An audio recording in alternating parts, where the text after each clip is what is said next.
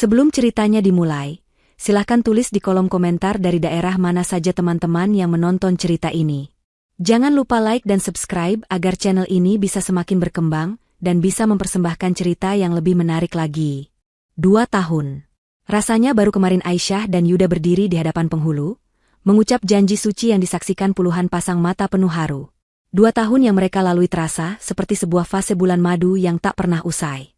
Pagi hari selalu diawali dengan aroma kopi yang diseduh Aisyah dan kecupan hangat dari Yuda sebelum ia berangkat kerja.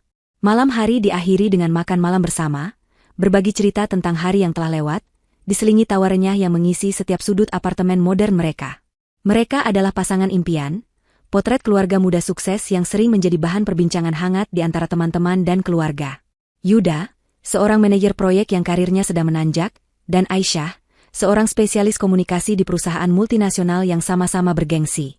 Kehidupan mereka adalah sebuah melodi yang indah. Namun, dalam beberapa bulan terakhir, Aisyah mulai merasakan ada nada sumbang yang mengganggu harmoni itu. Awalnya sangat samar, seperti bisikan angin yang mudah diabaikan.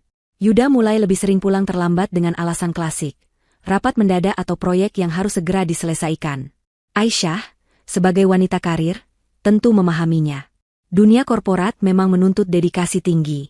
Ia selalu menyambut suaminya dengan senyum, menyiapkan air hangat, dan memijat pundaknya yang kaku. Ia tak pernah mengeluh, karena cinta dan kepercayaan adalah fondasi yang ia tanam dalam-dalam di hatinya. Kejanggalan berikutnya adalah ponsel Yuda.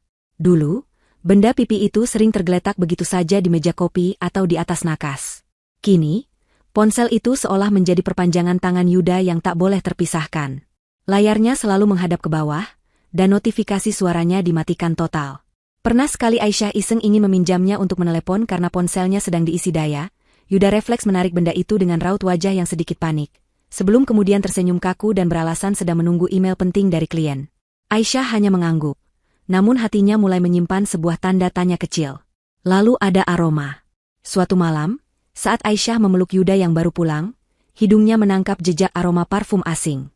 Aroma floral yang manis dan sedikit menyengat, sangat berbeda dengan parfum maskulin beraroma kayu yang biasa Yuda kenakan, atau parfum lembut beraroma vanila milik Aisyah. Ketika ia bertanya, Yuda tertawa kecil. Oh, itu mungkin bau parfum Rania. Tadi kami terjebak macet parah, jadi aku memberinya tumpangan pulang. Rumahnya kan searah, jawabnya santai. Rania. Tentu saja Aisyah kenal Rania, rekan kerja mereka yang duduk di divisi pemasaran. Wanita yang cantik, agresif, dan selalu menjadi pusat perhatian. Aisyah tidak menyukainya, tapi ia menepis perasaan itu, menganggapnya hanya cemburu buta yang tidak beralasan. Ia percaya pada Yuda. Ia harus percaya. Kepercayaan itu terus diuji dengan serangkaian kejanggalan lain yang datang silih berganti. Yuda yang dulu selalu antusias merencanakan liburan akhir pekan, kini lebih sering menolak dengan alasan lelah. Panggilan telepon yang datang di malam hari selalu dijawab dengan berbisik di balkon. Hadiah-hadiah kecil tanpa alasan yang dulu sering Aisyah terima kini tak pernah ada lagi. Yuda menjadi lebih sering memuji penampilan Aisyah, tapi pujian itu terasa hampa, seperti kalimat hafalan yang diucapkan tanpa perasaan. Aisyah merasa seperti berjalan di atas lapisan es yang tipis. Di permukaan tampak kokoh, tapi ia bisa merasakan keretakan di bawah kakinya, siap menelannya kapan saja. Setiap kali keraguan itu muncul, Aisyah akan memaksa dirinya untuk melihat kembali foto-foto pernikahan mereka, mengingat kembali semua kenangan indah yang telah mereka ukir. Ia meyakinkan dirinya bahwa ini hanyalah fase sulit. Mungkin Yuda benar-benar sedang di bawah tekanan pekerjaan. Mungkin ia yang terlalu sensitif dan berpikiran negatif. Ia tidak mau menjadi istri pencemburu yang posesif. Maka, ia memilih diam, menyimpan semua tanya dan rasa itu rapat-rapat di dalam hatinya, berharap badai ini akan segera berlalu dan matahari akan kembali bersinar di rumah tangga mereka. Malam itu, semuanya terasa normal seperti biasa. Mereka baru saja selesai makan malam dan kini sedang bersantai di sofa, menonton film komedi romantis di televisi layar datar. Aisyah menyandarkan kepalanya di bahu Yuda, sementara tangan Yuda merangkulnya dengan mesra. Tawa mereka sesekali terdengar mengisi ruangan. Di tengah film, Yuda mulai menguap. Tak lama kemudian, dengkuran halusnya terdengar. Ia tertidur pulas dengan posisi yang sama. Aisyah tersenyum kecil, membiarkan suaminya beristirahat. Ia meraih remote untuk mengecilkan volume televisi agar tidak mengganggu tidur Yuda. Saat itulah matanya tertuju pada ponsel Yuda yang tergeletak di meja kopi, tepat di depan sofa. Layarnya menghadap ke atas, sebuah kelalaian yang jarang sekali terjadi akhir-akhir ini. Aisyah tidak berniat menyentuhnya. Ia hanya menatap benda itu, merasakan kembali sejumput kegelisahan yang familiar. Ia mencoba kembali fokus pada film, tetapi matanya terus melirik arah ponsel itu, seolah ada magnet tak kasat mata yang menarik perhatiannya. Sebuah dorongan aneh muncul di dalam dirinya, sebuah bisikan jahat yang menyuruhnya untuk memeriksa. Ia menggelengkan kepala, mencoba mengusir pikiran itu. Ini salah. Ini adalah pelanggaran privasi. Tepat saat ia hendak memalingkan wajah, layar ponsel itu menyala. Sebuah notifikasi pesan masuk muncul di layar kunci yang terang. Jantung Aisyah seolah berhenti berdetak. Ia tidak perlu menyentuh atau membuka kuncinya. Nama pengirim dan pratinjau pesannya terpampang dengan sangat jelas. Terukir di retinanya seperti cap besi panas. Pengirimnya adalah Rania. Dan pesan di bawahnya berbunyi, "Makasih untuk malam ini, sayang. Kapan kamu akan tinggalkan dia untukku?" Dunia Aisyah runtuh seketika. Udara di dalam paru-parunya seolah tersedot habis. Suara dari film di televisi menjadi bising tak berarti. Rangkulan tangan Yuda di bahunya yang tadinya terasa hangat dan menenangkan, kini terasa dingin dan menjijikan. Kata, "Sayang," dalam pesan itu berdengung di telinganya, mengoyak setiap keping kepercayaan yang tersisa. Malam ini, yang berarti Yuda telah berbohong tentang lemburannya. Dan bagian terburuknya, "Kapan kamu akan tinggalkan dia untukku?" Menyiratkan bahwa ini bukanlah perselingkuhan sesaat. Ini adalah sebuah rencana. Sebuah konspirasi untuk menyingkirkannya. Dengan tangan gemetar hebat, Aisyah perlahan melepaskan diri dari rangkulan Yuda. Ia harus berhati-hati agar tidak membangunkannya. Ia menatap wajah suaminya yang tertidur pulas, wajah yang selama 2 tahun ini ia pandangi dengan penuh cinta. Kini, wajah itu terlihat seperti topeng milik orang asing. Siapakah pria yang tidur di sebelahnya ini? Pengkhianat, pembohong. Aisyah merasa mual. Ia bergegas ke kamar mandi, menutup pintu pelan-pelan, dan menyalakan keran air untuk meredam suara isak tangisnya yang tak bisa lagi ia tahan. Air mata panas mengalir deras, membawa serta semua cinta, harapan, dan mimpi yang baru saja dihancurkan tanpa ampun.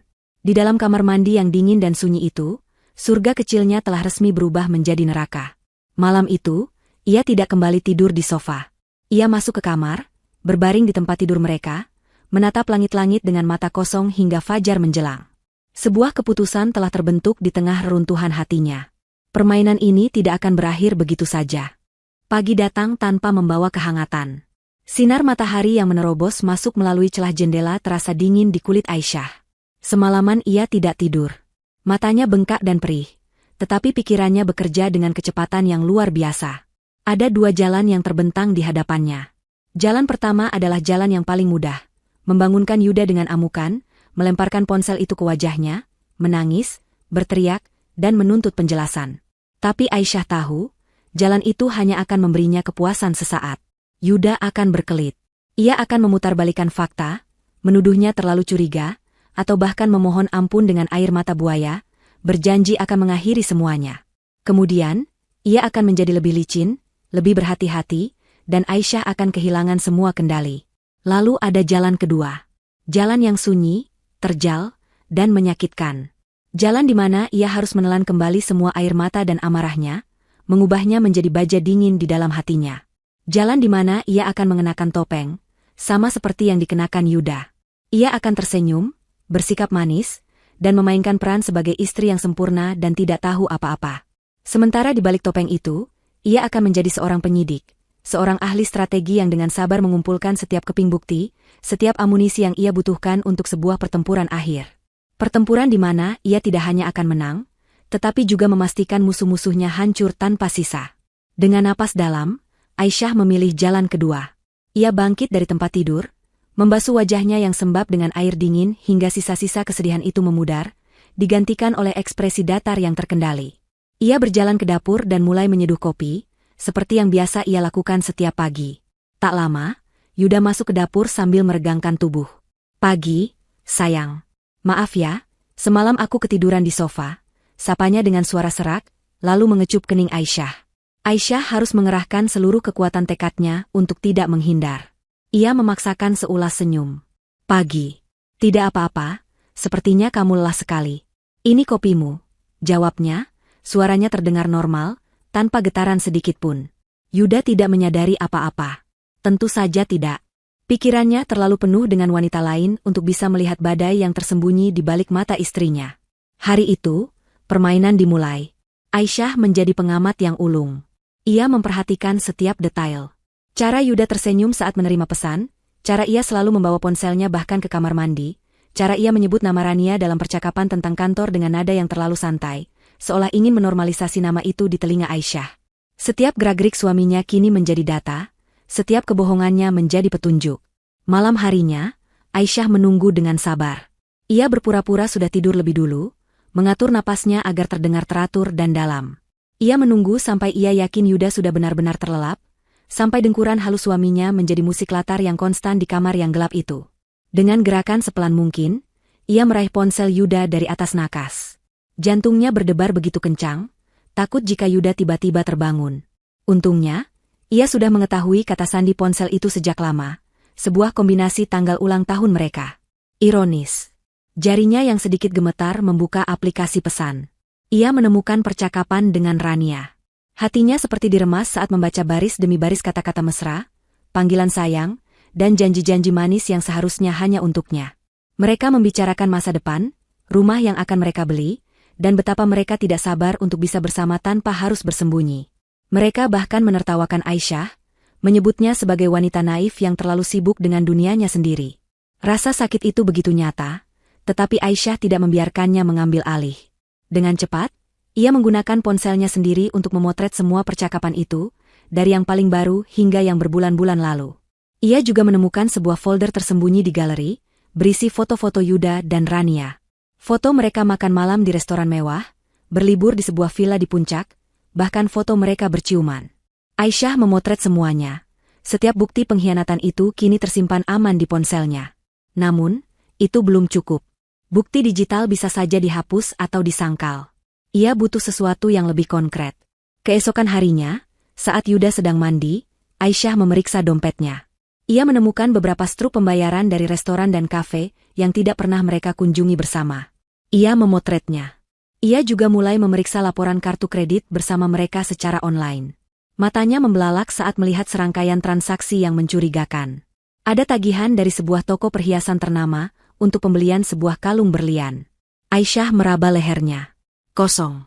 Kalung itu jelas bukan untuknya. Lalu ada beberapa tagihan dari hotel-hotel mewah di dalam kota, selalu untuk pemesanan kamar di siang hari pada hari kerja. Aisyah tahu ia harus meningkatkan permainannya. Ia butuh bukti yang tak terbantahkan. Setelah melakukan riset singkat di internet, ia memesan sebuah alat pelacak GPS berukuran kecil secara online. Paket itu ia minta kirimkan ke alamat kantornya agar tidak menimbulkan kecurigaan. 2 hari kemudian, benda kecil itu tiba. Menunggu saat yang tepat adalah bagian tersulit. Kesempatan itu datang pada hari Sabtu pagi, ketika Yuda pergi ke pusat kebugaran. Dengan tangan yang berkeringat dingin, Aisyah pergi ke basement apartemen, mencari mobil Yuda, dan dengan cepat memasang alat pelacak itu di bawah kursi pengemudi. Rasanya seperti adegan dalam film mata-mata, tetapi ini adalah kenyataan pahitnya. Senjata pertamanya telah terpasang. Kini, ia bisa memantau setiap pergerakan suaminya melalui aplikasi di ponselnya. Beberapa hari pertama, tidak ada yang aneh. Yuda hanya pergi dari rumah ke kantor, lalu kembali lagi. Mungkin mereka sedang berhati-hati. Aisyah nyaris berpikir ia sudah gila. Sampai suatu hari, di hari Rabu siang, sebuah notifikasi muncul di ponselnya. Aplikasi itu menunjukkan bahwa mobil Yuda telah berhenti dan terparkir di sebuah hotel bintang 5 di pusat kota. Sudah lebih dari 1 jam mobil itu tidak bergerak. Saat itu adalah jam makan siang, tetapi Aisyah tahu ini bukan sekadar makan siang biasa. Rasa mual kembali menyerangnya. Ia duduk di kubikel kerjanya, menatap layar komputer dengan pandangan kosong. Semua orang di sekitarnya sibuk bekerja, tidak ada yang tahu bahwa dunianya sedang berputar di ambang kehancuran. Dengan jari yang terasa kaku, ia membuka aplikasi Instagram. Entah dorongan dari mana, ia mengetikkan nama Rania di kolom pencarian. Akun Rania bersifat publik. Dan di sana, di unggahan paling atas, terpampang sebuah foto baru yang diunggah 15 menit yang lalu. Itu adalah foto selfie Rania, tersenyum manis ke arah kamera. Latar belakangnya adalah interior sebuah kamar hotel yang mewah, dengan jendela besar yang memperlihatkan pemandangan gedung-gedung pencakar langit. Caption di bawah foto itu singkat saja, namun cukup untuk menjadi paku terakhir di peti mati pernikahan mereka. Caption itu berbunyi, Waktu berkualitas di tengah hari kerja. Aisyah menutup aplikasi itu. Ia tidak merasakan sakit lagi. Yang ada hanyalah rasa dingin yang membekukan. Ia menarik napas dalam-dalam, menenangkan detak jantungnya yang menggila. Ia menatap layar komputernya, kembali membuka pekerjaannya yang tertunda, dan mulai mengetik seolah tidak ada apapun yang terjadi. Wajahnya menampilkan ekspresi profesional yang tenang, sebuah topeng sempurna yang menyembunyikan amarah dan rencana penghancuran yang mulai tersusun rapi di benaknya. Permainan baru saja dimulai, dan Aisyah bersumpah, ia yang akan menjadi pemenangnya. Kantor menjadi panggung sandiwara baru bagi Aisyah. Setiap pagi saat ia melangkah melewati pintu kaca lobi gedung, ia seolah meninggalkan sosok Aisyah yang hancur di belakang dan mengenakan kostum profesionalisme yang tak bercelah. Ia bahkan merasa penampilannya menjadi lebih baik. Riasannya lebih rapi, pakaiannya lebih tajam, dan senyumnya lebih sering tersungging, meskipun senyum itu tidak pernah sampai ke matanya. Rekan-rekannya memuji penampilannya yang semakin bersinar, mengira ia sedang dalam puncak kebahagiaan. Ironisnya, mereka tidak tahu bahwa Aisyah sedang mempersiapkan perang terbesar dalam hidupnya. Berinteraksi dengan Rania setiap hari adalah sebuah ujian ketahanan mental yang luar biasa. Divisi mereka seringkali harus berkolaborasi, membuat pertemuan di ruang rapat atau percakapan singkat di pantry menjadi hal yang tak terhindarkan. Rania, yang merasa posisinya semakin kuat dan aman, mulai menikmati permainan kecilnya. Ia senang melontarkan provokasi-provokasi halus, menguji sejauh mana ketidaktahuan Aisyah. Suatu pagi di dekat mesin kopi, Rania menyapanya dengan suara yang dibuat semanis mungkin. "Pagi, Aisyah. Kamu kelihatan segar sekali. Pasti semalam tidurnya nyenyak, ya?" tanyanya, sambil melirik Aisyah dari atas ke bawah. Aisyah tahu, semalam Yuda pulang lewat tengah malam dengan alasan rapat darurat, dan GPS di mobilnya menunjukkan lokasi di dekat apartemen Rania. Aisyah hanya tersenyum tenang sambil mengaduk kopinya. "Tentu saja, Rania. Tidur di samping suami tercinta selalu membuat istirahatku berkualitas," jawabnya dengan nada ringan. Ia bisa melihat kilat kekesalan di mata Rania sebelum wanita itu berhasil menutupinya dengan senyum palsu. Permainan Rania tidak berhenti di situ. Ia seringkali dengan sengaja menyebut nama Yuda dalam konteks yang terlalu personal di depan Aisyah dan rekan kerja lainnya. "Oh, soal strategi pemasaran itu, aku jadi teringat diskusi menarikku dengan Yuda tempo hari. Dia punya pandangan yang sangat brilian di luar jam kerja," ucapnya di tengah rapat, mencoba menciptakan kesan bahwa mereka memiliki hubungan intelektual yang dalam dan istimewa. Awalnya, setiap provokasi itu terasa seperti sayatan pisau di hati Aisyah. Namun, seiring berjalannya waktu, Aisyah belajar untuk mematikan perasaannya. Ia melihat Rania bukan lagi sebagai rival, melainkan sebagai objek studi. Ia menganalisis setiap gerak-gerik dan ucapan Rania, menggunakannya untuk memahami seberapa jauh hubungan mereka dan seberapa besar kepercayaan diri Rania. Rasa sakit itu perlahan berubah menjadi sesuatu yang lain, sesuatu yang lebih dingin dan lebih berbahaya, sebuah kalkulasi. Kemudian, Aisyah memutuskan untuk tidak hanya bertahan. Ia akan menyerang balik, tetapi dengan caranya sendiri yang elegan dan mematikan. Ia mulai memainkan perannya sebagai istri yang naif dan sangat mencintai suaminya dengan lebih meyakinkan. Saat makan siang bersama beberapa teman kantor, termasuk Rania yang kebetulan ikut bergabung, Aisyah dengan sengaja memulai percakapan tentang Yuda. "Kalian tahu tidak? Akhir-akhir ini Yuda romantis sekali. Tiba-tiba saja dia sering memberikan kejutan kecil. Katanya sih, sebagai permintaan maaf karena terlalu sibuk bekerja. Aku jadi merasa seperti pengantin baru lagi," kata Aisyah dengan wajah berbinar-binar. Ia tahu ia sedang berbohong. Tidak ada kejutan apapun, tapi ia juga tahu, kebohongan ini akan sampai ke telinga Yuda melalui Rania, dan itu akan membuat Yuda bingung sekaligus terpojok. Benar saja, ia bisa melihat senyum di wajah Rania sedikit menegang. Aisyah melanjutkan serangannya. "Kami bahkan sedang merencanakan liburan kedua kami ke Eropa tahun depan, untuk merayakan ulang tahun pernikahan ketiga. Yuda bilang aku boleh memilih kota mana saja. Dia memang suami terbaik," lanjutnya, sambil menatap Rania sekilas dengan tatapan polos. Serangan psikologis ini bekerja lebih baik dari yang ia duga. Ia menanam benih keraguan di dalam pikiran Rania. Apakah Yuda memainkan permainan ganda? Apakah janji-janji yang Yuda berikan padanya juga palsu? Aisyah menikmati setiap detik ketidaknyamanan yang terpancar dari wajah Rania. Puncak dari arogansi Rania, sekaligus momen yang paling menyakitkan bagi Aisyah, terjadi beberapa minggu kemudian. Perusahaan mengadakan acara town hall bulanan, sebuah pertemuan besar yang dihadiri oleh seluruh karyawan dari semua divisi. Aisyah ingat betul, sekitar 2 bulan lalu, ia pernah menunjukkan sebuah gambar dari majalah mode kepada Yuda. Gambar sebuah syal sutra dari desainer ternama dengan corak bunga Edelweiss yang langka. Harganya mahal, tetapi Aisyah jatuh cinta pada keindahannya. Yuda berjanji akan mencarikannya sebagai hadiah ulang tahun. Namun, beberapa hari kemudian, Yuda kembali dengan wajah kecewa, mengatakan bahwa syal itu adalah edisi terbatas dan sudah habis terjual di seluruh dunia. Aisyah, meskipun sedikit sedih, menghargai usaha suaminya. Di acara town hall itu, Aisyah duduk di barisan tengah bersama timnya. Acara akan segera dimulai.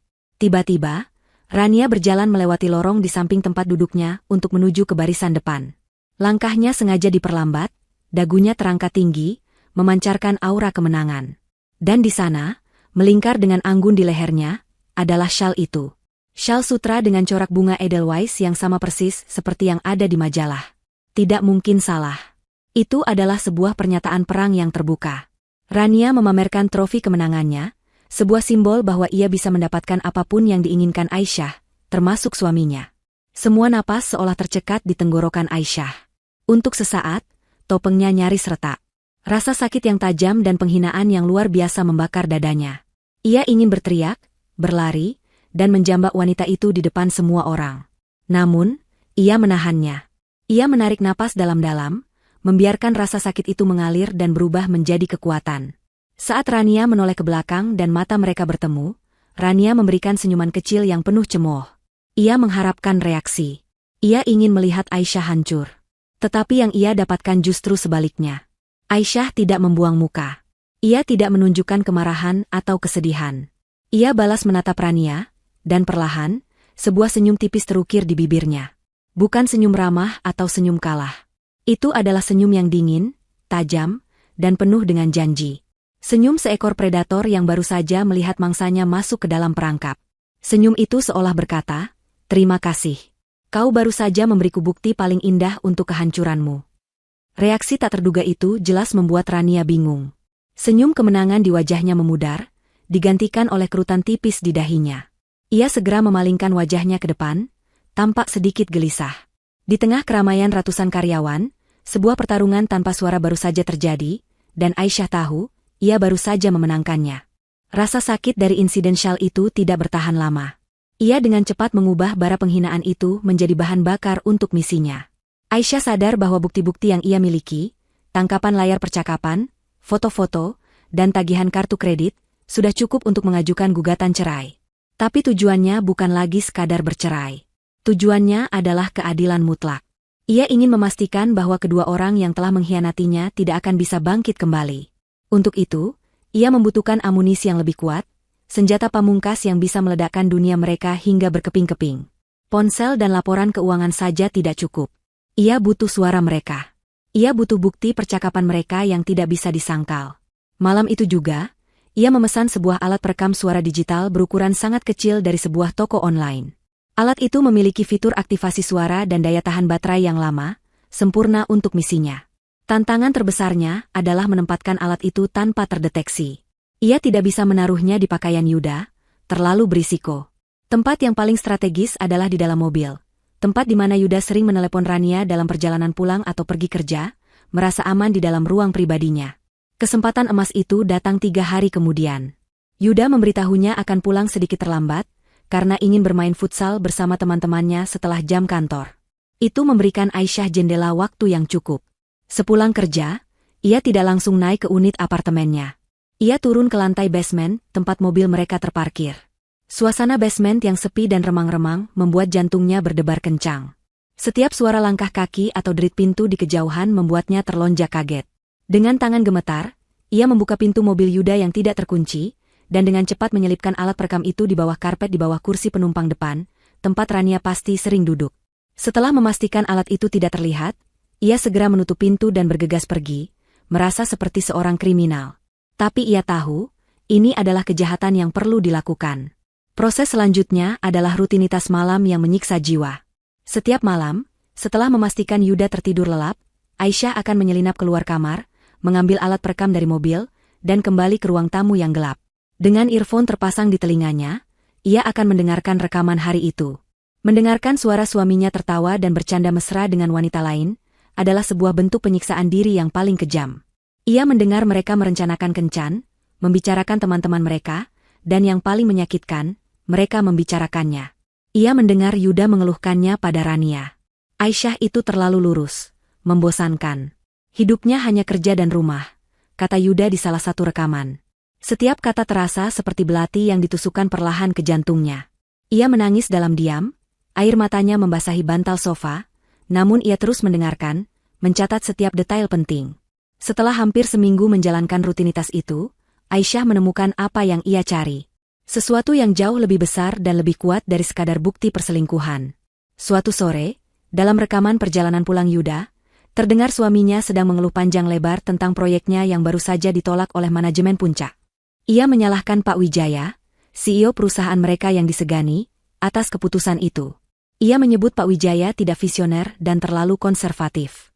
Kemudian, suara Rania terdengar menimpali dengan nada yang jauh lebih arogan dan menghina. Sudah kubilangkan.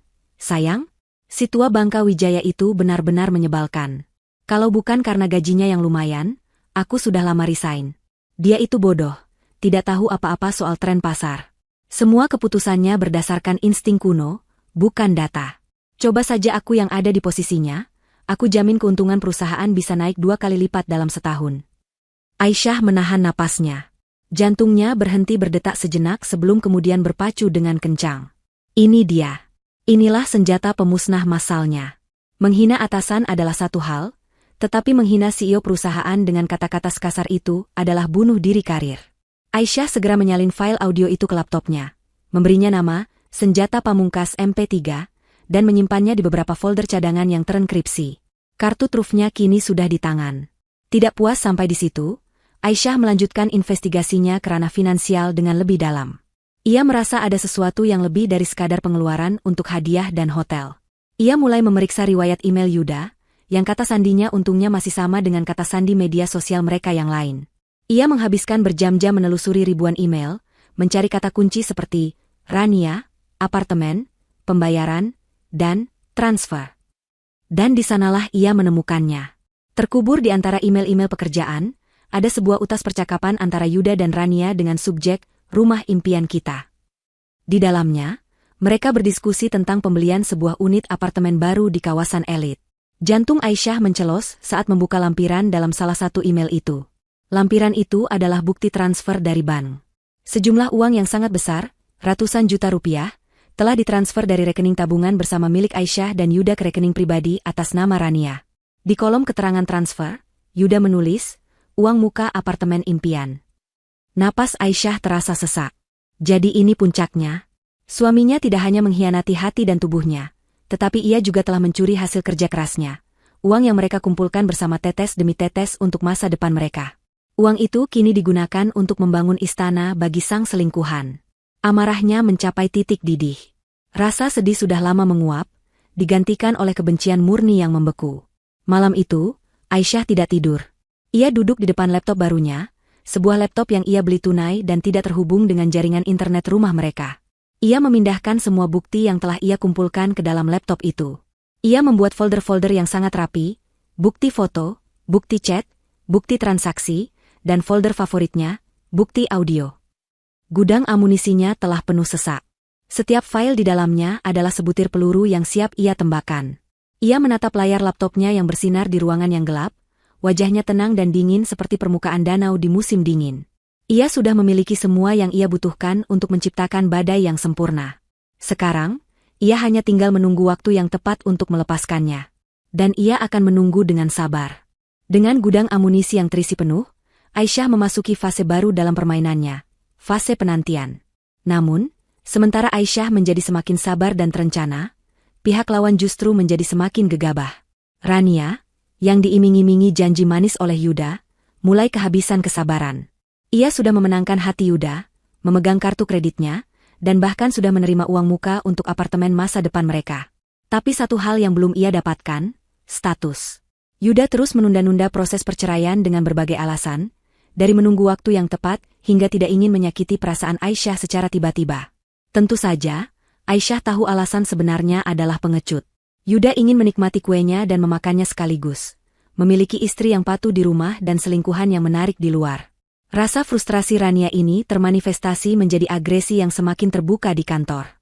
Ia seolah ingin menandai teritorinya, menegaskan pada Aisyah dan semua orang siapa pemenang sesungguhnya.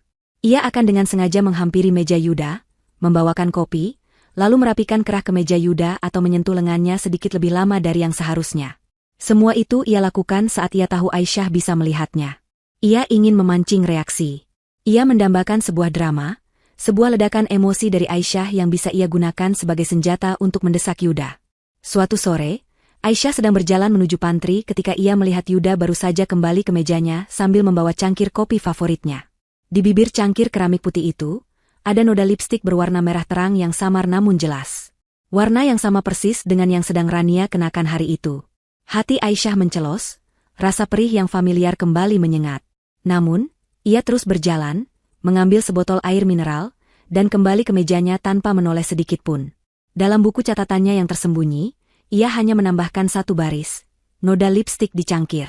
Rania semakin putus asa. Di sisi lain, tekanan dari Rania membuat Yuda semakin tidak nyaman di rumah. Alih-alih menyadari kesalahannya, ia justru mulai mencari-cari kesalahan Aisyah. Ini adalah mekanisme pertahanan diri seorang pengecut, menciptakan masalah baru untuk menutupi masalah yang sebenarnya. Ia mulai mengkritik hal-hal kecil yang dulu tidak pernah ia permasalahkan. Sayang, masakan kamu kok rasanya agak keasinan ya malam ini? Keluhnya di suatu malam, padahal resep yang digunakan Aisyah sama persis seperti biasa. Di lain waktu, ia akan berkata, kamu kayaknya sibuk banget ya belakangan? Rumah jadi terasa sedikit berantakan. Setiap keluhan itu adalah upaya Yuda untuk membangun narasi di dalam kepalanya sendiri, bahwa pernikahannya memang bermasalah, bahwa Aisyah bukanlah istri yang sempurna, sehingga perselingkuhannya terasa sedikit lebih bisa dibenarkan. Aisyah mengerti permainan ini dengan sangat baik. Jika ini terjadi beberapa bulan yang lalu, ia pasti akan sakit hati dan membela diri. Tapi Aisyah yang sekarang berbeda. Ia tidak akan membuang energinya untuk pertengkaran sia-sia. Ia akan merespons setiap kritik dengan kelembutan yang mematikan. Oh ya, sayang, maaf ya, mungkin aku lagi kurang konsentrasi. Besok aku coba masak lebih baik lagi, jawabnya dengan senyum sabar. Reaksinya yang tenang dan penuh pengertian ini justru membuat Yuda semakin salah tingkah.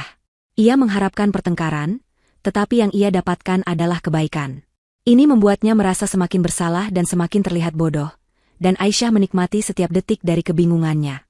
Sementara itu, perselingkuhan mereka yang semakin terang-terangan mulai menjadi rahasia umum di kantor. Aisyah bisa merasakannya. Ia bisa melihat dari cara rekan-rekannya tiba-tiba terdiam saat ia mendekat, dari tatapan kasihan yang sesekali ia tangkap dari beberapa teman wanitanya, dan dari cara para manajer menatapnya dan Yuda dengan canggung saat mereka kebetulan berada di ruangan yang sama. Awalnya, perasaan dipermalukan itu terasa membakar. Namun, Aisyah mengubahnya menjadi kekuatan. Biarkan mereka bergosip. Biarkan mereka berbisik. Karena ketika kebenaran versinya terungkap nanti, semua bisikan itu akan berubah menjadi pekikan keterkejutan. Suatu hari, saat sedang berjalan di koridor, ia berpapasan dengan Ibu Ratna, kepala bagian personalia yang sudah senior dan sangat dihormati.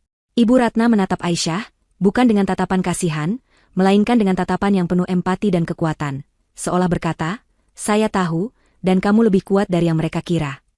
Tatapan tanpa kata itu memberikan Aisyah sebuah validasi yang ia butuhkan. Ia tidak sendirian dalam pertarungan moral ini. Provokasi Rania mencapai puncaknya pada suatu malam di hari Jumat. Yuda pamit untuk pergi bermain futsal bersama teman-temannya, sebuah alasan yang sudah sangat Aisyah hafal. Malam itu, Aisyah memutuskan untuk memanjakan dirinya sendiri. Ia memesan makanan enak, menyalakan lilin aromaterapi, dan bersiap menonton serial favoritnya. Ia sedang mencoba membangun kembali kedamaian di dalam dunianya yang porak-poranda. Tiba-tiba, ponselnya bergetar. Sebuah pesan masuk dari nomor yang tidak ia kenal. Dengan perasaan tidak enak, Aisyah membukanya. Jantungnya serasa direnggut dari dadanya. Itu adalah sebuah foto. Foto yang diambil di dalam sebuah kamar tidur yang remang-remang. Di atas ranjang yang berantakan, Rania dan Yuda berpelukan tanpa busana. Wajah Yuda tidak terlihat jelas, tetapi postur tubuh dan rambutnya sangat ia kenali. Sementara Rania, ia menatap lurus ke arah kamera. Satu tangannya memegang ponsel untuk mengambil foto, dan di wajahnya tersungging senyum kemenangan yang paling jahat dan paling hina yang pernah Aisyah lihat. Di bawah foto itu, ada sebuah pesan teks singkat yang terasa seperti racun. Dia milikku sekarang.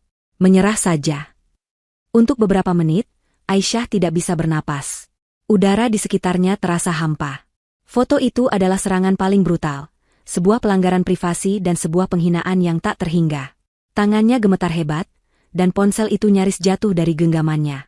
Air mata panas mulai menggenang di pelupuk matanya. Ia nyaris hancur. Ia ingin melempar ponselnya ke dinding, menangis sejadi-jadinya, dan menelepon Yuda untuk memakinya habis-habisan. Tapi kemudian, sesuatu menahannya. Suara dingin dan tenang di dalam kepalanya berbisik. Jangan beri dia kepuasan itu. Ini adalah apa yang Rania inginkan. Ia ingin Aisyah hancur. Ia ingin Aisyah menyerah. Dengan napas yang tersengal, Aisyah memaksa dirinya untuk tenang. Ia menarik napas dalam-dalam, sekali, 2 kali, 3 kali. Amarah yang membeku mulai mengambil alih rasa sakitnya. Ia tidak membalas pesan itu. Ia juga tidak menghapusnya. Dengan jari yang kini sudah lebih stabil, ia mengambil tangkapan layar dari percakapan itu, memastikan nomor tak dikenal, foto, dan teks ancamannya terekam dengan jelas. Ia menyimpan gambar itu di dalam folder buktinya, memberinya nama file, teror JPG. Ini bukan lagi hanya perselingkuhan. Ini sudah masuk ranah pelecehan.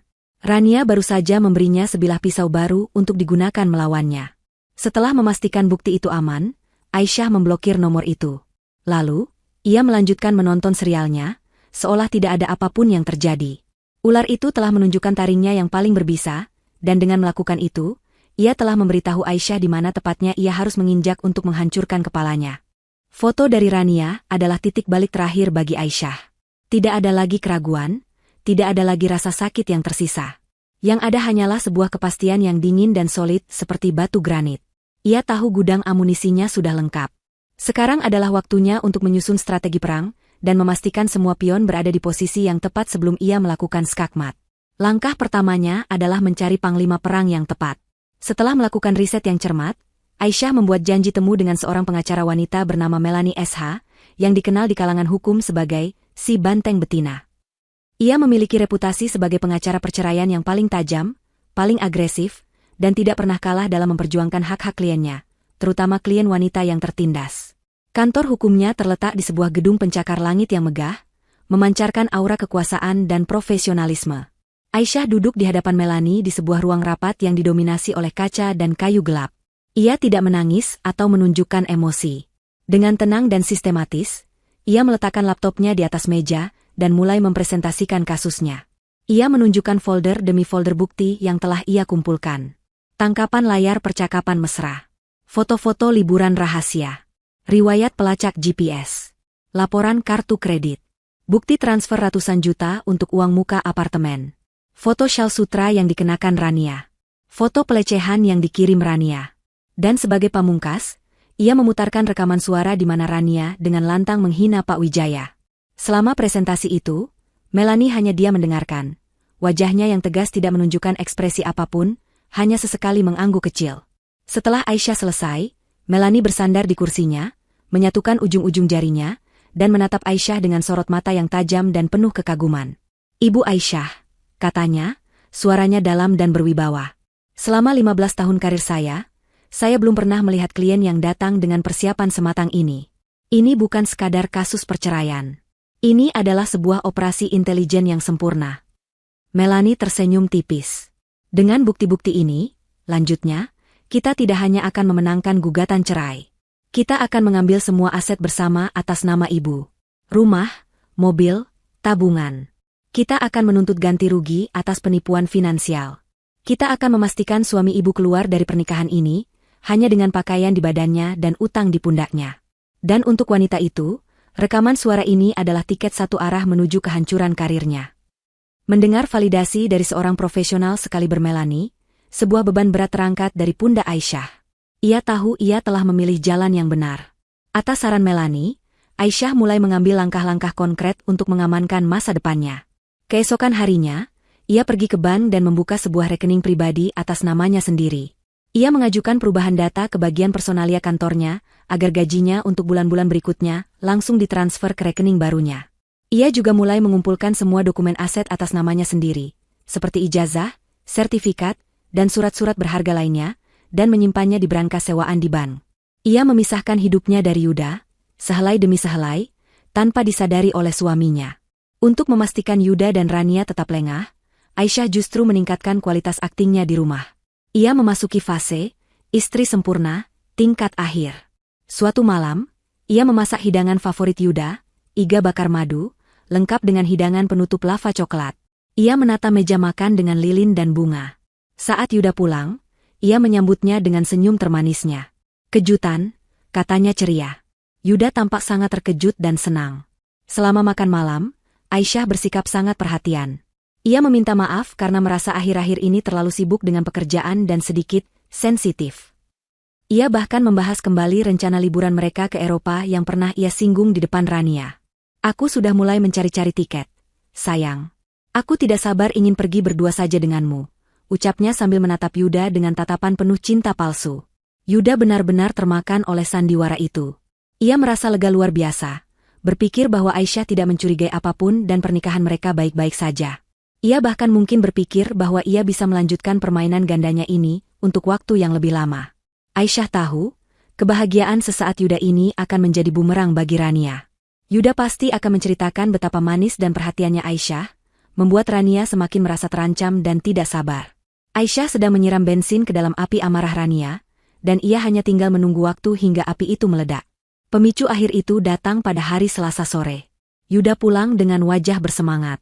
"Sayang, aku punya kabar bagus," serunya. "Aku terpilih untuk memimpin presentasi penting di depan klien besar di Surabaya. Aku harus berangkat besok dan akan di sana selama 3 hari." Ia menceritakan detail-detail tentang proyek itu, sebuah kebohongan yang telah ia susun dengan rapi. Aisyah mendengarkannya dengan penuh perhatian, memainkan perannya sebagai istri yang suportif. "Wah, hebat sekali. Tentu saja kamu harus pergi, sayang. Ini kesempatan yang sangat bagus untuk karirmu. Jaga diri baik-baik di sana, ya," katanya sambil membantunya menyiapkan koper. Keesokan paginya di kantor, saat Aisyah sedang memeriksa email, sebuah notifikasi masuk ke dalam sistem cuti online perusahaan. Rania telah mengajukan permohonan cuti mendadak selama 3 hari, terhitung mulai hari itu. Alasannya, acara keluarga penting di luar kota. Aisyah menatap notifikasi itu di layar komputernya. Semuanya berjalan sesuai rencana. Perjalanan dinas, Yuda dan acara keluarga, Rania adalah sebuah kebohongan yang terkoordinasi. Mereka akan pergi berlibur bersama, menggunakan uang bersama, di atas reruntuhan kepercayaan Aisyah. Malam itu, setelah mengantar Yuda ke depan pintu apartemen dengan pelukan dan ciuman perpisahan, Aisyah menutup pintu. Ia tidak lagi tersenyum. Wajahnya berubah menjadi kanvas kosong yang dingin. Ia berjalan ke ruang kerjanya, menyalakan laptop rahasianya, dan menatap folder-folder bukti yang tersusun rapi. Hitung mundur menuju kehancuran mereka telah resmi dimulai. Ia tahu, setelah 3 hari ini, Rania akan kembali dengan rasa frustrasi yang memuncak, dan ia akan melakukan kesalahan fatalnya. Dan Aisyah akan siap menyambutnya. 3 hari terasa seperti sewindu. Selama Yuda dan Rania pergi dalam perjalanan dinas palsu mereka, Aisyah menyibukkan dirinya, memoles rencananya hingga ke detail terkecil. Ia berkoordinasi dengan pengacaranya, menyiapkan draft dokumen yang diperlukan, dan yang terpenting, mempersiapkan mentalnya untuk ledakan yang akan datang. Ketika Yuda pulang pada hari Jumat malam, Aisyah menyambutnya dengan senyum hangat dan pelukan, seolah ia adalah istri yang sudah sangat merindukan suaminya. Yuda, yang merasa bersalah sekaligus lega karena kebohongannya tidak terbongkar, membalasnya dengan afeksi yang berlebihan. Ia membawakan oleh-oleh khas Surabaya dan menceritakan kisah-kisah fiktif tentang pertemuannya dengan klien. Aisyah mendengarkan semua itu dengan sabar. Setiap kebohongan yang keluar dari mulut Yuda hanya semakin memantapkan hatinya. Hari Senin pagi di kantor, udara terasa berbeda. Aisyah bisa merasakannya. Ia datang dengan penampilan terbaiknya, mengenakan blus biru langit yang membuatnya tampak segar dan percaya diri. Ia bekerja dengan tenang di mejanya, membalas email dan menyelesaikan tugas-tugasnya dengan efisiensi yang mengagumkan. Di seberang ruangan, Rania akhirnya muncul menjelang jam 9. Penampilannya kontras dengan Aisyah. Meskipun ia mengenakan pakaian mahal, wajahnya tampak kuyu dan ada lingkaran hitam tipis di bawah matanya. Ia tidak terlihat seperti orang yang baru kembali dari liburan romantis. Ia tampak gelisah dan penuh amarah. Aisyah tahu persis apa yang terjadi. Rencananya berhasil. Sikap manis dan penuh kasih sayang yang ia tunjukkan pada Yuda sebelum perjalanan dinas telah membuat Yuda bimbang. Suaminya itu pasti kembali menunda janjinya untuk menceraikan Aisyah, membuat Rania merasa dipermainkan dan frustrasi. Rania kini seperti bom waktu yang siap meledak, dan Aisyah hanya perlu menunggu pemicunya. Sepanjang pagi itu, Rania tidak bisa diam. Ia mondar-mandir, sesekali membanting gagang telepon, dan berbicara dengan nada ketus pada siapa saja yang mendekat. Matanya terus melirik tajam ke arah Aisyah, penuh kebencian. Aisyah sama sekali tidak memedulikannya. Ia tetap fokus pada layar komputernya, sesekali tersenyum ramah pada rekan kerja yang menyapanya. Sikap tenang Aisyah ini justru menjadi provokasi terbesar bagi Rania. Bagi Rania, ketenangan Aisyah adalah sebuah penghinaan, seolah Aisyah sedang menertawakan penderitaannya dalam diam. Pemicu itu akhirnya datang sesaat setelah makan siang. Pak Danang, kepala divisi mereka, mengirimkan email pujian ke seluruh anggota tim atas keberhasilan sebuah proyek. Dalam email itu, beliau secara khusus menyebut nama Aisyah. Terima kasih khusus saya sampaikan kepada Aisyah, tulisnya, yang dedikasi dan ide-ide briliannya menjadi kunci utama kesuksesan proyek ini. Membaca email itu adalah batas akhir kesabaran Rania. Melihat Aisyah, wanita yang seharusnya hancur dan tersingkir, justru mendapatkan pujian dan pengakuan, adalah sesuatu yang tidak bisa ia terima. Itu adalah percikan api yang menyulut sumbu dinamit di dalam dirinya. Dengan gerakan tiba-tiba, Rania bangkit dari kursinya. Suara kursinya yang berderit kasar menarik perhatian beberapa orang di sekitarnya. Dengan langkah kaki yang cepat dan mantap, diiringi bunyi ketukan sepatu hak tingginya yang tajam di lantai, ia berjalan lurus menuju meja Aisyah. Suasana kantor yang tadinya ramai dengan suara ketikan keyboard dan dering telepon perlahan menjadi senyap. Semua orang bisa merasakan aura permusuhan yang pekat. Mereka berhenti bekerja, saling pandang, dan mengarahkan perhatian mereka pada drama yang akan segera terjadi. Jangan pura-pura sibuk, Aisyah. Suara Rania melengking, memecah keheningan. Aisyah mengangkat kepalanya perlahan dari layar komputer, menatap Rania dengan ekspresi tenang. Aku muak dengan semua sandiwaramu, lanjut Rania, suaranya semakin keras, memastikan semua orang bisa mendengarnya. Kamu pikir kamu siapa? Berlagak seperti istri sempurna, pekerja teladan, padahal kamu itu wanita yang membosankan dan menyedihkan. Apa kamu tidak sadar kalau suamimu sendiri sudah tidak tahan lagi hidup denganmu? Aisyah tetap diam, membiarkan Rania meluapkan semuanya. Yuda tidak pernah mencintaimu, teriak Rania, menunjuk wajah Aisyah dengan jarinya. Selama ini dia bersamaku. Kami saling mencintai. 3 hari kemarin kami baru saja berlibur bersama, sementara kamu di sini seperti orang bodoh menunggunya pulang. Kami akan segera menikah, membeli apartemen baru, dan memulai hidup bahagia. Dan kamu akan dibuang begitu saja. Kerumunan penonton mulai terbentuk. Karyawan dari kubikel lain berdiri, para manajer keluar dari ruangan mereka, bahkan Pak Wijaya, sang CEO yang kebetulan sedang berjalan menuju ruang rapat, berhenti di ujung koridor, mengamati keributan itu dengan kening berkerut. Rania semakin menjadi-jadi, menikmati perhatian yang ia dapatkan. Ia mulai menghina Aisyah secara pribadi. Pantas saja Yuda selingkuh. Lihat dirimu. Kaku, tidak punya gairah, payah diranjang. Yuda bilang padaku dia merasa seperti hidup dengan mayat hidup. Sedangkan denganku, dia bisa menjadi dirinya sendiri. Dia merasa hidup. Setiap hinaan itu dilontarkan dengan tujuan untuk menghancurkan mental Aisyah di depan umum. Rania ingin melihatnya menangis, memohon, atau setidaknya menunjukkan kemarahan. Setelah mengeluarkan rentetan caci maki terakhirnya, Rania berhenti, terengah-engah. Ia menatap Aisyah dengan pandangan penuh kemenangan. Lihat, kamu bahkan tidak bisa berkata apa-apa, dasar wanita bodoh, desisnya. Kantor menjadi hening seketika. Semua mata tertuju pada Aisyah, menunggu reaksinya. Mereka mengira akan melihat seorang wanita yang hancur, menangis tersedu-sedu. Namun, yang terjadi selanjutnya di luar dugaan semua orang. Bukannya menangis, sebuah tawa kecil justru lolos dari bibir Aisyah. Tawa itu terdengar pelan pada awalnya, lalu semakin keras, semakin jelas, dan semakin dingin. Tawa itu bukan tawa kebahagiaan, melainkan tawa seseorang yang telah memegang semua kartu kemenangan. Tawa itu begitu menakutkan hingga membuat bulu kuduk semua orang merinding. Termasuk Rania yang senyum kemenangannya langsung membeku di wajah.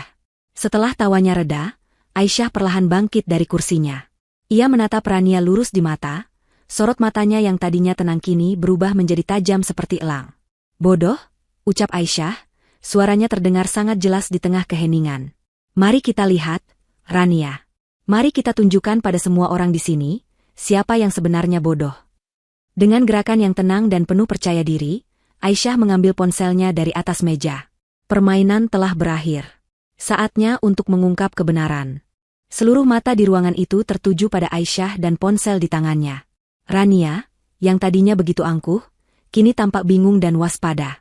Tawa dan tatapan Aisyah yang dingin telah meruntuhkan seluruh kepercayaan dirinya. "Apa maksudmu?" tanyanya, suaranya tidak lagi sekeras tadi. Aisyah tidak menjawab. Ia hanya tersenyum tipis.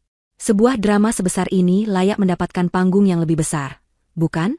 Biar semua orang bisa melihat dengan jelas, katanya dengan suara tenang. Dengan langkah yang mantap, ia berjalan menuju ruang rapat berdinding kaca yang berada tak jauh dari sana, yang pintunya kebetulan sedang terbuka. Kerumunan karyawan mengikutinya seperti terhipnotis, memenuhi koridor dan berkerumun di depan dinding kaca, seolah akan menyaksikan sebuah pertunjukan. Rania, didorong oleh rasa penasaran dan firasat buruk, ikut melangkah masuk ke dalam ruang rapat itu. Di dalam, Aisyah dengan cepat menyambungkan ponselnya ke proyektor. Dalam sekejap, layar putih besar di dinding ruang rapat itu menyala, menampilkan layar ponsel Aisyah. "Badai itu akan segera datang.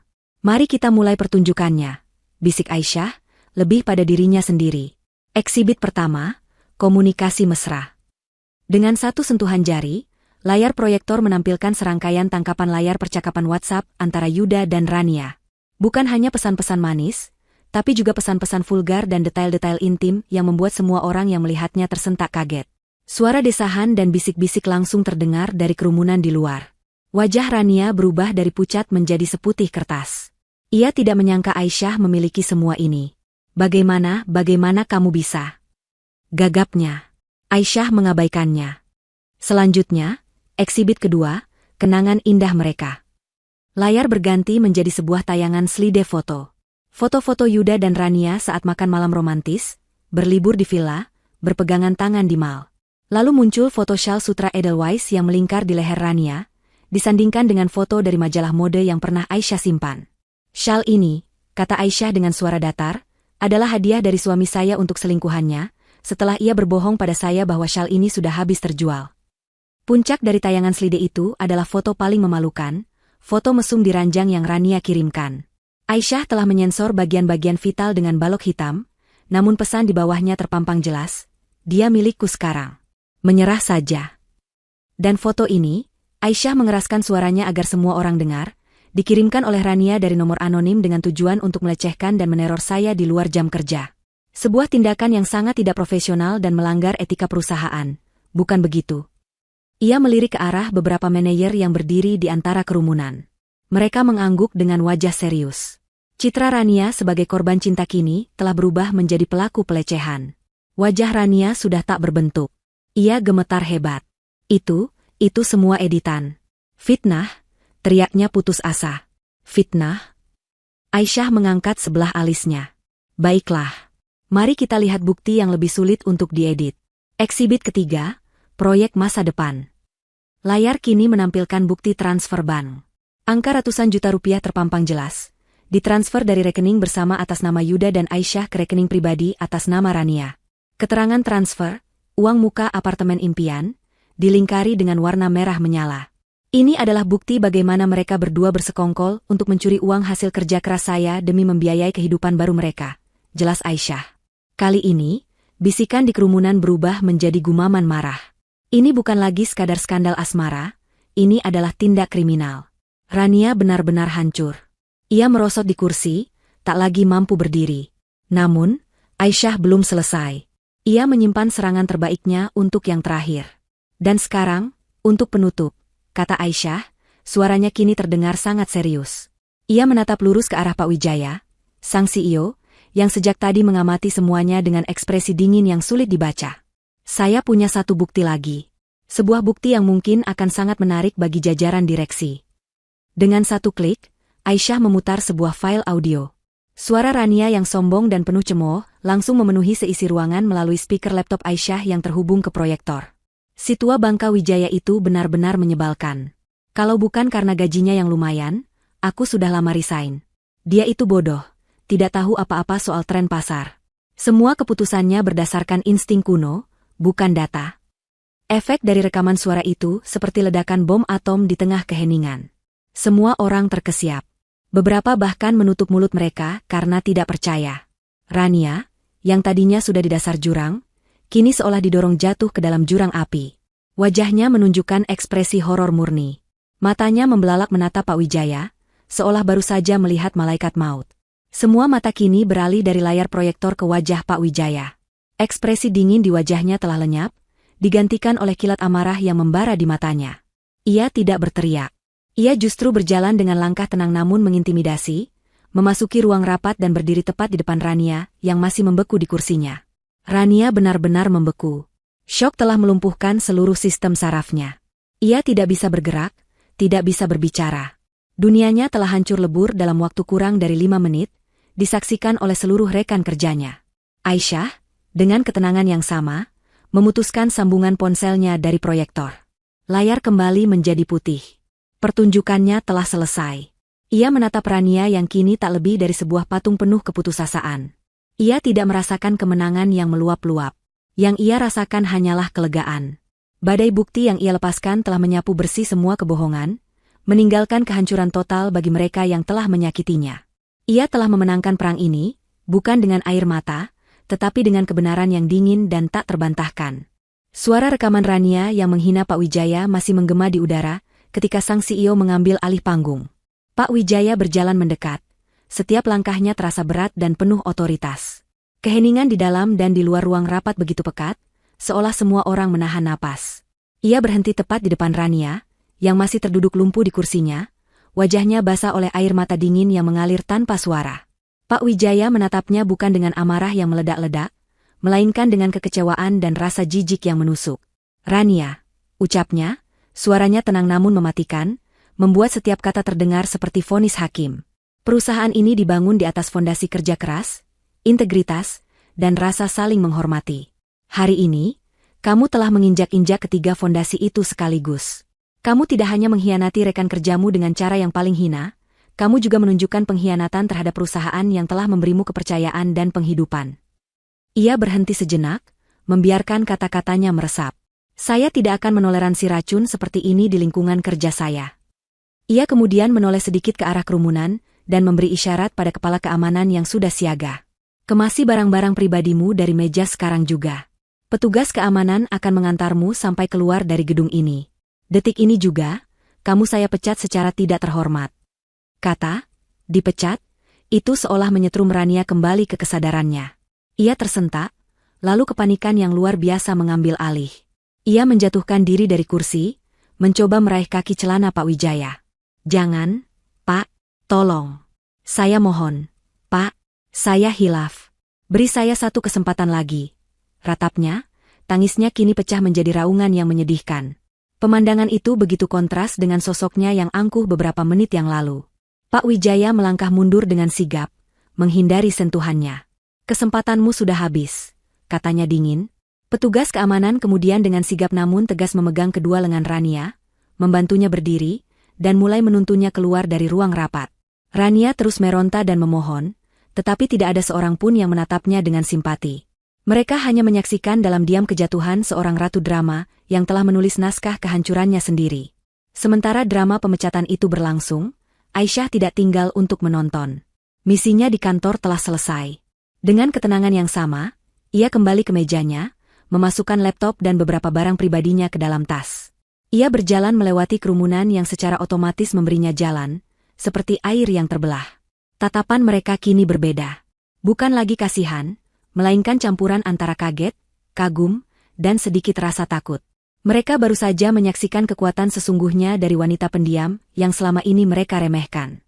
Tanpa mengucapkan sepatah kata pun, Aisyah berjalan keluar dari kantor, meninggalkan kekacauan itu di belakangnya. Di dalam taksi yang membawanya pulang, Aisyah menatap pemandangan kota yang bergerak cepat di luar jendela. Ia tidak merasakan euforia kemenangan. Yang ia rasakan adalah kelegaan yang luar biasa, seolah sebuah beban seberat gunung baru saja terangkat dari pundaknya. Ia mengambil ponselnya dan menelepon pengacaranya, Melanie. Sudah selesai, hanya itu yang ia katakan. Dari seberang telepon, ia bisa mendengar Melanie tersenyum. Saya sudah menduganya. Selamat, Bu Aisyah. Sekarang, bersiaplah untuk pertempuran terakhir. Aisyah tiba di apartemennya yang terasa sunyi. Ia meletakkan tasnya, menyeduh secangkir teh hangat, dan duduk di sofa. Ia mengambil map berisi surat gugatan cerai yang telah disiapkan Melanie, dan meletakkannya dengan rapi di atas meja kopi. Lalu, ia menunggu. Kurang dari 1 jam kemudian, pintu apartemen terbuka dengan kasar. Yuda menerobos masuk. Wajahnya pucat pasi dan dipenuhi keringat dingin. Napasnya terengah-engah. Jelas sekali ia baru saja menerima rentetan telepon panik dari rekan-rekan kantornya, atau mungkin dari Rania sendiri.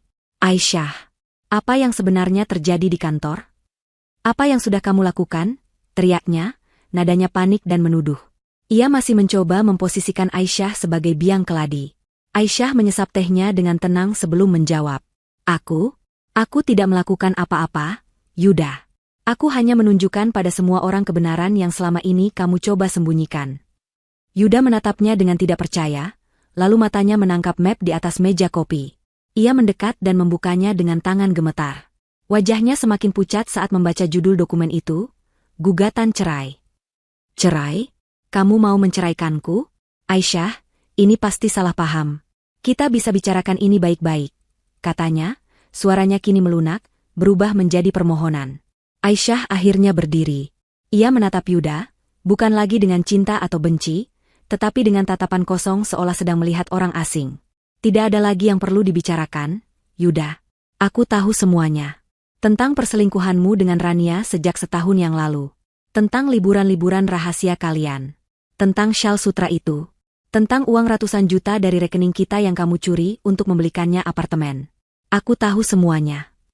Setiap kalimat yang diucapkan Aisyah adalah sebuah pukulan telak yang meruntuhkan semua pertahanan Yuda. Wajahnya yang panik berubah menjadi ekspresi kekalahan total. Ia sadar, ia telah tertangkap basah, dan permainannya sudah berakhir. Topengnya telah hancur. Dalam sekejap, ia berubah dari suami yang menuduh menjadi pesakitan yang putus asa. Aisyah, maafkan aku.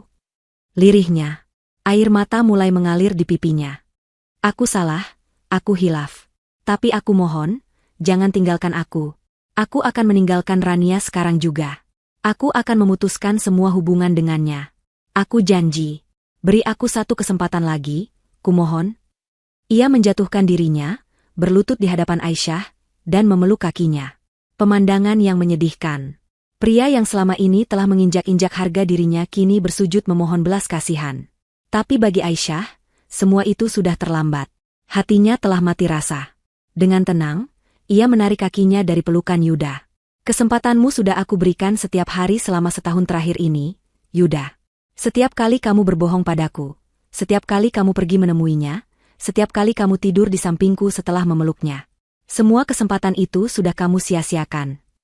Aisyah berjalan menuju kamar tidur mereka. Apartemen ini atas namaku, bahkan sebelum kita menikah. Sebagian besar isinya juga aku yang membeli. Silakan ambil barang-barang pribadimu dan pergi dari sini. Aku memberimu waktu 1 jam sebelum aku menelepon pengacaraku, ucapnya dengan suara dingin tanpa menoleh ke belakang. Ia masuk ke dalam kamar dan mengunci pintunya dari dalam. Seketika itu juga, ia mendengar suara Yuda yang meraung-raung di luar, menggedor-gedor pintu seperti orang gila, meneriakkan namanya, memohon ampun, dan menyesali perbuatannya. Aisyah hanya bersandar di balik pintu, menutup matanya, dan membiarkan suara tangisan pria itu menjadi musik latar dari akhir pernikahan mereka. Pintu itu bukan hanya sekadar kayu yang terkunci, itu adalah simbol dari hatinya yang telah tertutup untuk Yuda, selamanya. 1 minggu telah berlalu sejak hari badai itu. Apartemen Aisyah terasa jauh lebih lapang dan sunyi. Semua barang milik Yuda telah ia kemas ke dalam beberapa kotak kardus, dan ia kirimkan ke alamat rumah orang tuanya tanpa sepatah kata pun. Ia memindahkan letak perabotan, membeli beberapa tanaman hias baru, dan mengganti sprei tempat tidur dengan warna yang lebih cerah. Ia sedang dalam proses reklamasi, mengambil kembali setiap jengkal ruang dalam hidupnya yang pernah terkontaminasi oleh kebohongan. Pagi itu, Aisyah duduk di balkon, menikmati secangkir teh melati hangat sambil memandangi matahari terbit yang mewarnai langit Jakarta dengan semburat jingga. Untuk pertama kalinya setelah sekian lama, ia merasakan kedamaian yang sesungguhnya. Kedamaian yang datang dari kebebasan. Tiba-tiba ponselnya bergetar. Sebuah pesan masuk dari salah satu rekan kerjanya yang paling ia percaya. Pagi, Syah. Cuma mau kasih kabar. Beritanya valid. Yuda resmi dipecat dari kantornya kemarin sore. Aisyah membaca pesan itu 2 kali. Sebuah senyum kecil yang tulus akhirnya terukir di bibirnya. Bukan senyum balas dendam, melainkan senyum keadilan. Ia mendengar desas-desusnya beberapa hari terakhir. Skandal di kantornya menyebar lebih cepat dari api. Cerita tentang perselingkuhan, pelecehan, pencurian uang, dan puncaknya, penghinaan terhadap CEO sekelas Pak Wijaya, menjadi topik panas di kalangan profesional industri mereka. Perusahaan tempat Yuda bekerja, yang merupakan salah satu mitra bisnis penting bagi perusahaan Aisyah, jelas tidak ingin reputasi mereka tercoreng karena skandal memalukan dari salah satu manajer mereka. Pemecatan Yuda adalah sebuah keniscayaan. Lingkaran karma telah tertutup dengan sempurna. Rania kehilangan pekerjaan dan harga dirinya dalam sekejap. Dan kini Yuda, yang berpikir ia bisa lepas dari konsekuensi, telah kehilangan segalanya. Istri, rumah, reputasi, dan sumber penghasilannya. Mereka berdua kini harus memulai dari nol, dengan noda skandal yang akan selamanya melekat pada nama mereka. Setelah membaca pesan itu, Aisyah meletakkan ponselnya. Ia tidak merasa perlu untuk merayakannya. Baginya, itu hanyalah penutup dari sebuah bab yang kelam. Fokusnya kini adalah menulis bab yang baru. Siang itu, ia menelepon tukang kunci untuk mengganti seluruh kunci di apartemennya. Sore harinya, ia pergi ke sebuah panti sosial dan menyumbangkan semua pakaian dan hadiah yang pernah Yuda berikan padanya. Itu adalah ritual pembersihan terakhir. Kehidupannya di kantor juga berubah total. Tidak ada lagi bisik-bisik atau tatapan kasihan. Rekan-rekannya kini menatapnya dengan rasa hormat yang tulus. Mereka melihatnya bukan lagi sebagai korban, melainkan sebagai seorang pejuang yang cerdas dan tangguh.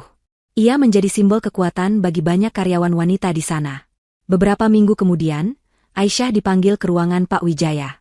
Ia mengira ini hanya pertemuan biasa, namun ia salah. Pak Wijaya menyambutnya dengan senyum hangat. "Aisyah," katanya, "saya telah mengamati kinerjamu selama ini, dan terutama, saya sangat terkesan dengan keteguhan dan profesionalisme yang kamu tunjukkan dalam menghadapi situasi yang sangat sulit. Kamu memiliki integritas dan kekuatan karakter yang langka." Ia kemudian menyodorkan sebuah surat penawaran. Posisi Kepala Departemen Komunikasi akan segera kosong, karena Pak Danang akan pensiun. Setelah berdiskusi dengan Dewan Direksi, kami semua setuju bahwa kamulah orang yang paling tepat untuk mengisi posisi itu. Aisyah tertegun. Ini adalah sebuah lompatan karir yang sangat besar. Ia menatap surat itu, lalu menatap Pak Wijaya dengan mata berkaca-kaca, bukan karena sedih, tetapi karena terharu. "Terima kasih banyak, Pak. Saya tidak akan menyia-nyiakan kepercayaan ini," ucapnya dengan suara mantap. Beberapa bulan kemudian, pemandangan telah berubah sepenuhnya. Aisyah, kini sebagai kepala departemen, sedang memimpin sebuah rapat penting dengan penuh wibawa dan percaya diri. Ia lugas, cerdas, dan dihormati oleh seluruh timnya. Setelah jam kerja selesai, ia tidak langsung pulang. Ia pergi ke sebuah kafe untuk bertemu dengan teman-teman lamanya. Tawa mereka terdengar lepas dan renyah, memenuhi sudut kafe. Tawa Aisyah adalah yang paling keras. Tawa yang datang dari hati yang telah sepenuhnya sembuh dan bebas. Malam itu, ia berjalan pulang sendirian menyusuri trotoar kota yang bermandikan cahaya lampu. Udara malam terasa sejuk di wajahnya. Ia tidak merasa kesepian. Sebaliknya, ia merasa utuh. Dalam perjalanannya menghancurkan kebohongan, ia justru berhasil menemukan dan membangun kembali dirinya sendiri menjadi versi yang jauh lebih kuat, lebih bijaksana, dan lebih bahagia. Ia telah kehilangan seorang suami, tetapi ia telah menemukan jati dirinya. Dan di bawah langit malam yang berbintang, ia tahu bahwa fajar yang baru dalam hidupnya telah benar-benar dimulai.